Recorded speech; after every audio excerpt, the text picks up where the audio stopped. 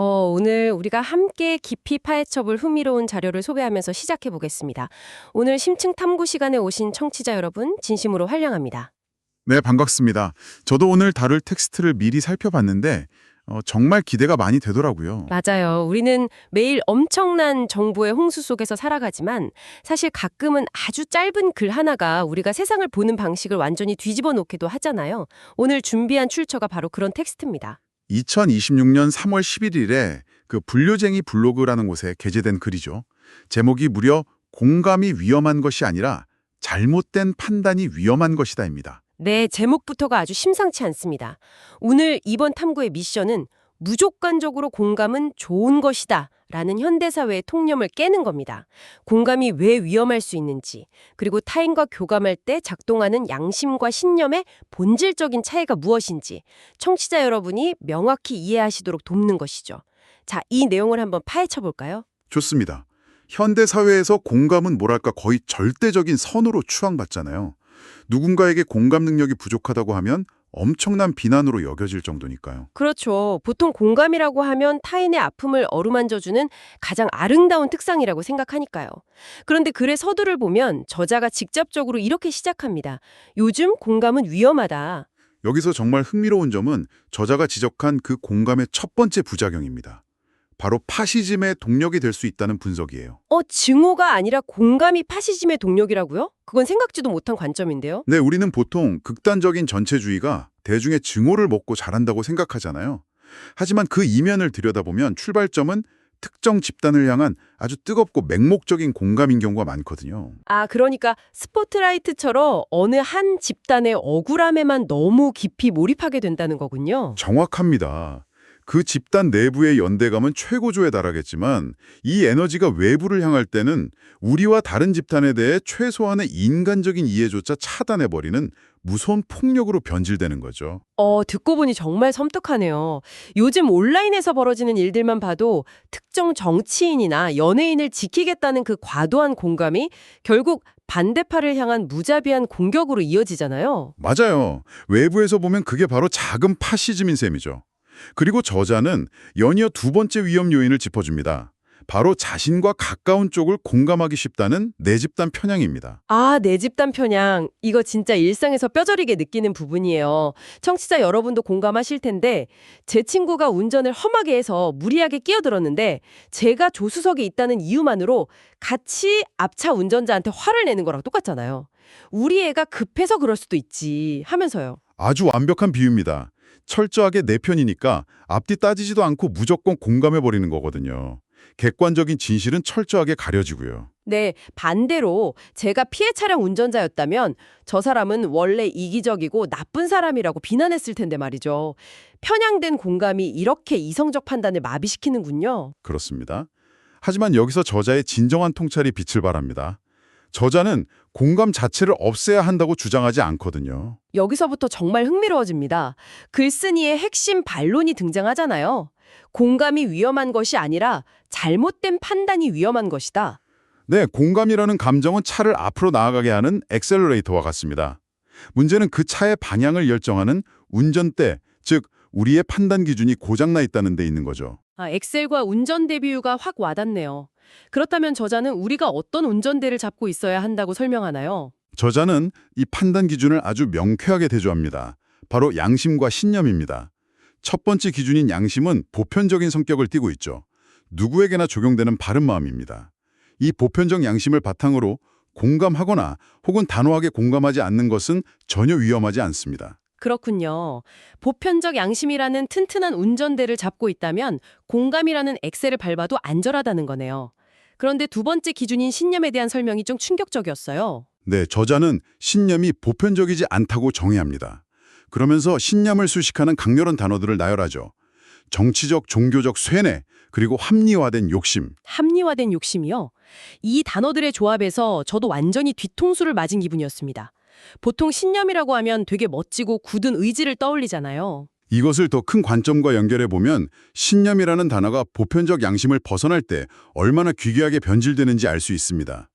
겉으로는 사회 정의나 숭고한 이데올로기를 내세우지만 속으로는 철저히 이기적인 자신의 욕망, 즉 합리화된 욕심이 자리 잡고 있는 경우가 많거든요. 부동산 가격이나 자신들의 권력 유지 같은 얄팍한 이익을 숭고한 신념으로 포장한다는 뜻이군요. 맞습니다.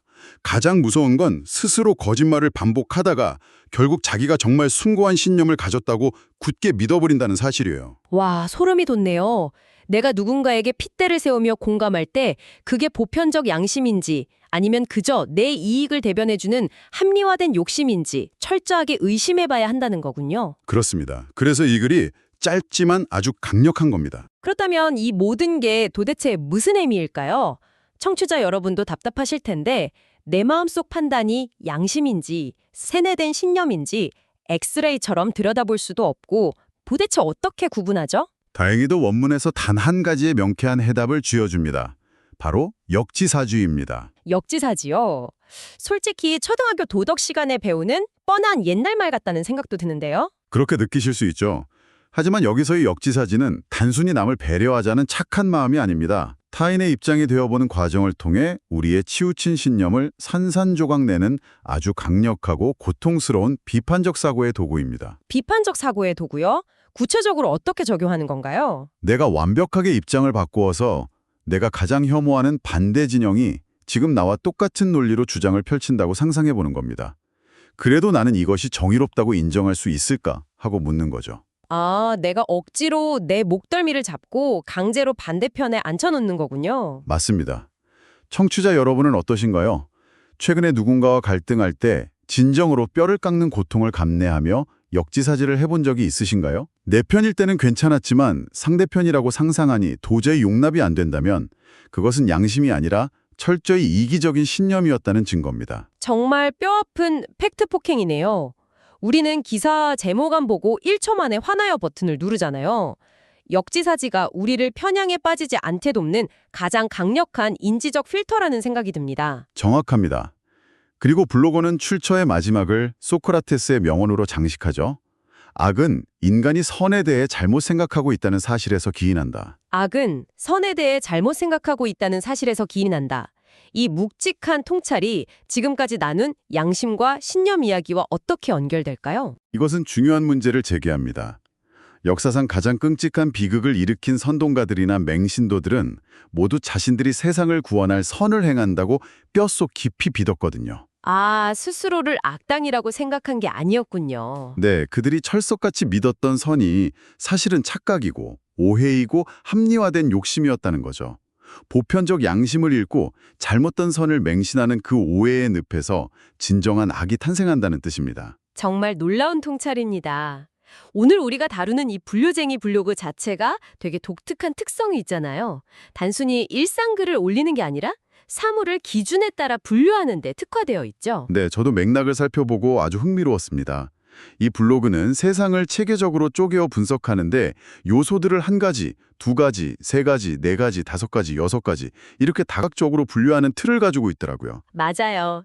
정치, 경제, 철학을 넘나들면서 순서대로 첫 번째, 두 번째, 세 번째, 네 번째, 다섯 번째, 여섯 번째 차근차근 접근하는 방식이 정말 깊이가 남달랐습니다. 특히 철학 카테고리를 보면 공자, 붓다, 소크라테스, 예수에 대한 AI 양심 분석이 무려 수십 건씩 체계적으로 정리되어 있습니다. 인류의 위대한 성인들을 오직 양심이라는 렌즈로 철저히 분석하고 분류해 온 거군요. 그렇습니다. 작가가 단발성으로 양심을 언급한 게 아니라 붓다나 소크라테스의 양심을 끊임없이 탐구해온 전문가적 시각을 가졌다는 증거죠. 인간이 스스로의 무지와 이기심을 보지 못해 악을 저지른다는 일관된 철학적 사유가 깔려 있는 겁니다. 그래서 결론에 소크라테스의 명언이 그렇게 완벽하게 맞아떨어졌던 거군요. 이런 치밀한 배경 덕분에 본문의 양심 대 신념 분류가 탄생했다는 걸 깨달으니 텍스트의 무게감이 다르게 다가옵니다. 세상을 이루는 복잡한 개념들의 본질적 차이를 깊이 사유했기에 단 몇 줄 안 되는 본문 속에서 합리화된 욕심이라는 치명적인 함정을 발견해낼 수 있었던 것입니다. 자, 오늘 논의를 정리해 보겠습니다. 우리는 공감 그 자체를 두려워하거나 피할 필요가 결코 없습니다.